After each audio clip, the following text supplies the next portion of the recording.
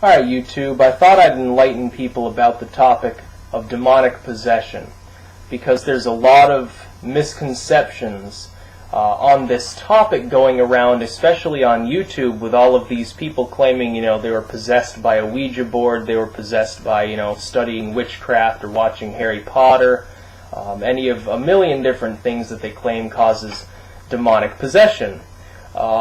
I would like to point out the actual meaning of the word demon, which I've pointed out on other videos, but I'll point it out again here as well as cultural conceptions of what possession means, where it roots, just these different myths about the subject that people think are true, that are based on pop culture. So first, I would like to address one of the major myths, Ouija boards.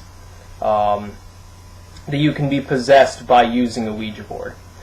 Wrong. You cannot be possessed by a Ouija board. Think about it logically for a minute before you put a bunch of emotion into it. Do you honestly think that the tens of millions of Ouija boards in the world, little cardboard board games made by Parker Brothers, are actually a demonic tool that allows you to commune with the spirits of the deceased or the damned entities of hell?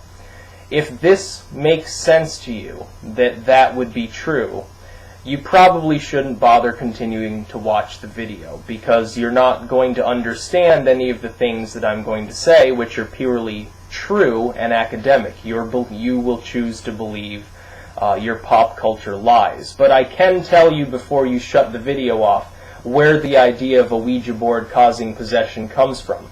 It comes from a movie from 1973 that almost everybody has heard of, but many people in modern times do not watch. Particularly Christians will not watch this movie because of their abject fear of the topic of the devil. It's from The Exorcist. This the most popular horror film ever created. Of course, the basic storyline is the girl gets possessed by a Ouija board and has to be exorcised by a pair of priests. That's where that story comes from. It's now ingrained into pop culture because that movie scared so many people, and you've got to understand, the people who were, in their teens and 20s and the 70s, they're your parents. They were the baby boomers. These are the people now that tell you all of these scary stories at night to keep you away from witchcraft because they want you to be a good Christian. That's the truth. That's the pure, unadulterated truth that cannot possibly be denied.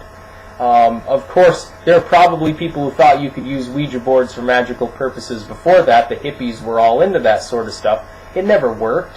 I've used Ouija boards. They don't do anything. The planchette's not going to move on its own. It's not going to suddenly burst into flames or go flying through the air. That simply doesn't happen. They wouldn't... If they were that successful for an occult purpose, every single occult person on Earth, and there are tens of millions of them too, would have one of these. They wouldn't just be lying in people's attics, unused for years, if they were really that cool. Kids like to talk to imaginary friends on them, make up weird stories, and it freaks their parents out. That's the truth. So let's look at the actual word demon before we get any further on that subject. The word demon is Greek, as I've pointed out before. It originally was spelled with an A. It was D-A-E-M-O-N, daimon. The original Greek term daimon, which informed the translation of the Bible into Greek, which is where we now get our modern Bible from, has nothing to do with the idea of demons that we think of today. That is, these entities from hell or the netherworld or, the world below in some way. They come out of volcanoes or something. Has nothing to do with that. The original term meant a spiritual essence. It was an inspirational spirit. Literally speaking, a spirit which inspires. A writer who was suffering from writer's block but suddenly got an inspiration to write would have been said to have been possessed by a demon by the ancient Greeks. Likewise, it was more seen as being possessed by either a natural animal spirit, nymphs or dryads or whatever, or being possessed by a ghost of your ancestors. And this is a common theme throughout ancient cultures. Their idea of what we would consider, we would look at what they are talking about and say that's a form of possession by demonic forces. What a Christian or a Westerner in general would see is that generally in more ancient or in third world sort of pagan animalistic cultures is seen as being inspired, sometimes in a good way, sometimes in a bad way, depends on the culture and situation and the outcome, by the spirits of the ancestors or by certain animal totems, various entities like this. Now, fundamentalist Christians will say, well, all of that pagan mumbo-jumbo, that's demons. They worship demons. Well, you've got to understand, though, the linguistic term comes from Greek and has absolutely nothing to do with that. The more appropriate term, and I don't know the term because I haven't studied Hebrew, would be the Hebrew term for these various tempting spirits, or this singular, the devil tempting spirit, which is actually multiple spirits but has been lumped into a singular over time by Christians. This tempting spirit of Judaism was also not completely malevolent. No, it had a good side. It was sent down by God to tempt people, deliberately so that the holy would reap rewards. The idea was he would send this spirit to people he knew were probably going to resist the temptation. Thus they proved themselves worthy of greater power and goods and wealth. That's the devil. That's the head demon, although what we call the devil in Christendom, what the Christians call the devil, not we, like me, but what the devil is considered by the Western world in general, is actually a plural which is related to the Hebrew spirit, the tempting spirits, the ones that went around to tempt people to do bad just so that they would do good and get rewarded for it. We see a similarity with Islamic culture, although it's technically taken from Arabic paganism because the references date to long before Islam was invented, of jinn, these creatures that roam the desert. Occasionally they'll possess people, but they are not malevolent either. They can be converted to Islam by a proper exorcism ritual. We see, for instance, in certain Amazonian tribes, they will deliberately ingest certain hallucinogens so that they will be possessed by spirits. They feel that it gives them the ability to prophesy future events. They will allow themselves, the shaman will be possessed, and babble in, obviously, nonsense words, no one can understand it. The other priest or shaman or leader or whoever will then translate the meaning of those words, or the shaman will write it down and then translate it when he's no longer under the influence of such things that he snuffed up his nose or smoked or otherwise imbibed.